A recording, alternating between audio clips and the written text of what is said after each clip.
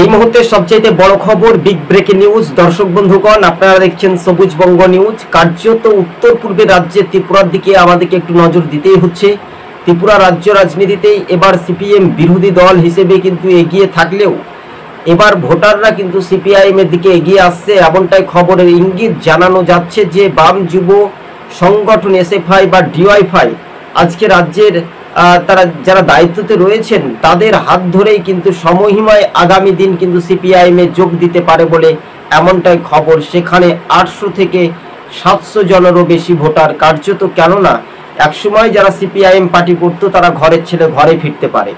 প্রত্যেক রাজনৈতিক দলে একটা সোচ রয়েছে, হয় সিপিএম, কংগ্রেস, বিজেপি বা অন্যান্য রাজনৈতিক দল তো বটেই, কিন্তু তার সঙ্গে সিপিআইএম 25 বছরের শাসন করেছিল উত্তর পূর্বের রাজ্যের ত্রিপুরায়, এবং বিজেপির শাসনে মানুষ কতটা কাজ কর্ম, বেকারদের চাকুরি, সেটাও নিয়ে কিন্তু প্রশ্ন উঠছে। এবার শাসক দল ছাড়ার কিন্তু হিড়িক রীতিমতো দেখা যেতে পারে উত্তর পূর্বের রাজ্যে ত্রিপুরায়। দর্শক বন্ধুগণ, কেননা রাজ্য রাজনীতিতে এটাই ছিল একটা বড় সাফল্য বা বড় পাওনা।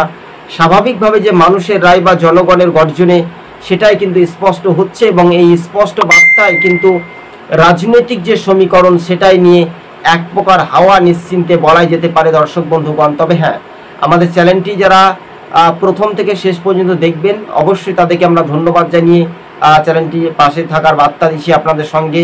আমাদের চ্যানেলটিকে সাবস্ক্রাইব করে সঙ্গে থাকবেন। কার্যত উত্তর পূর্বের রাজ্যে ত্রিপুরাতে সিপিআইএম এর দাপট, আর সেই দাপটটা দ্রুত গতিবেগে সিপিআইএম এর দিকে যোগদানের একটা কর্মসূচি দেখা যেতে পারে আগামী দিন। সেটাই কতটা প্রভাব পড়বে, এডিসি নির্বাচন আছে ত্রিপুরায়।